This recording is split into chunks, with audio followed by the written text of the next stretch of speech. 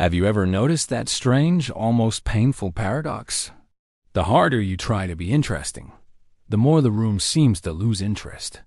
You jump into a conversation, eager to fill the silence. You explain your point with passion.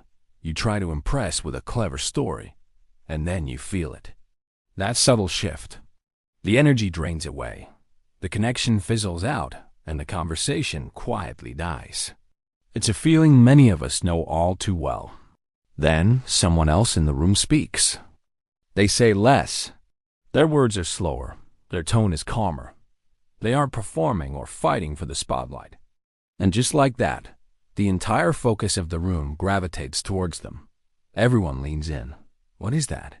It isn't some magical charm or a series of cheap confidence tricks you read in a book. It's something far more profound. It's presence. This is a secret the ancient Stoics understood deeply. Think of figures like Marcus Aurelius or Seneca. They knew that true influence, real connection, doesn't come from a loud performance. It comes from quiet restraint. It's about what you hold back, not just what you put forward. It's about the quality of your attention, not the quantity of your words. Today, we're going to explore this idea. We're going to break down 6 simple, almost deceptively simple, phrases that can completely change how people feel when they're around you. These aren't clever lines designed to manipulate. Their power lies in their honesty. They shift the focus from you trying to be heard to you actually listening. And in that shift, everything changes. Let's start with the first one, a phrase that acts like a key, unlocking deeper connection. Tell me more. Think about the last conversation you had. How much of it was just waiting for your turn to talk? We all do it. We're formulating our response, our counterpoint, our own story, while the other person is still speaking. But when you genuinely say, "Tell me more," you completely flip that dynamic. You're not just waiting, you're inviting. You're re-signaling to the other person that what they have to say matters more than what you're about to say. It tells them they are seen, they are heard. And when people feel truly seen, they don't just talk, they open up, they share what's real. The second phrase requires a bit of vulnerability, but it's a powerhouse for building trust. I don't know. In a world obsessed with having all the answers, with expertise and absolute certainty, these 3 words are revolutionary. How often do we feel pressured to have an opinion on everything? To pretend we understand something when we're completely lost? We make excuses, we deflect, we offer a vague, half-baked answer. But a simple, honest, "I don't know," cuts through all of that noise. It shows you're secure enough to be honest. Admitting your uncertainty builds trust far faster and more solidly than fake certainty ever could. It makes you relatable. It makes you human. And it gives others permission to be human too. Now for our third phrase, one that offers connection instead of a solution. That sounds difficult. When someone is sharing a struggle, what's our first instinct? To fix it.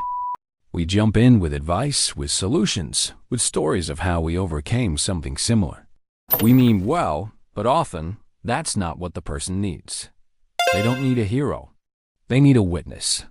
Saying, "That sounds difficult," does exactly that. You're not fixing. You're not minimizing their experience. You are simply acknowledging their reality. You're sitting with them in their struggle, even for just a moment.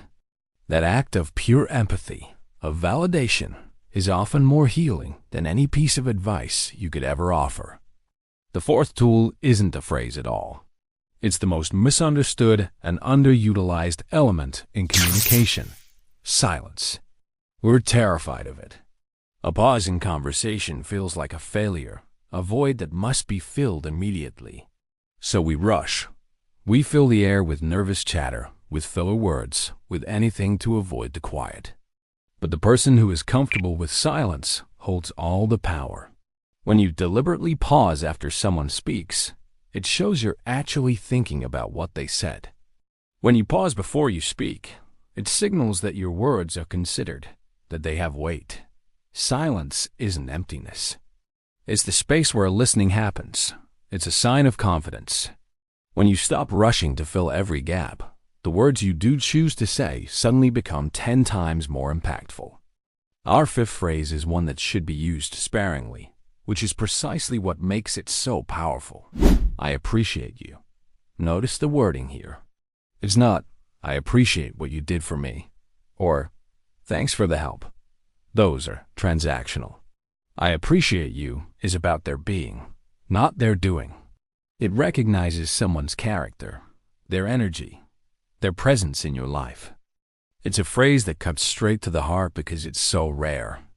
In a world of fleeting compliments and casual thank yous, taking a moment to look someone in the eye and sincerely tell them you appreciate them for who they are is an act that will be remembered for a very, very long time. It's a deposit of goodwill that builds deep and lasting loyalty. Finally, the sixth phrase, and perhaps the one that protects your own integrity the most. No, not a long, rambling explanation filled with apologies. Not a maybe later that you don't mean. Just a calm, clear, and respectful no. Many of us are conditioned to be people pleasers. We say yes to avoid disappointing others, to maintain a certain image. But every inauthentic yes chips away at our own energy and devalues our time. A firm, respectful no isn't an act of rejection. It's an act of self-respect. It sets a boundary. And paradoxically, when you learn to say no honestly, it makes your yes so much more powerful. People learn that when you commit, you mean it. Every honest no protects the profound value of your yes. You see, none of these are tactics. They're not lines to memorize and perform. They are signals of character. They are the outward expression of an inner shift, a shift from trying to impress to trying to connect. Listen without the frantic need to interrupt. Speak without the pressure to pretend. Pause without the fear of silence. And protect your own energy so you can offer your best self to the world. The moment you stop trying so hard to be impressive, something magical happens. People stop evaluating you. They stop seeing you as someone performing for their approval. And instead, they start connecting with you. They see the real you, the person behind the performance. So here's my challenge to you. Don't try to master all of these at once. Just choose one. Maybe today, you decide to just say, "Tell me more," in a conversation, and truly listen to the answer. Maybe you find the courage to say, "I don't know," when you re out of your depth. Practice it just once, with no expectation. And then simply notice. Notice how the energy in the room changes. Notice how the person responds.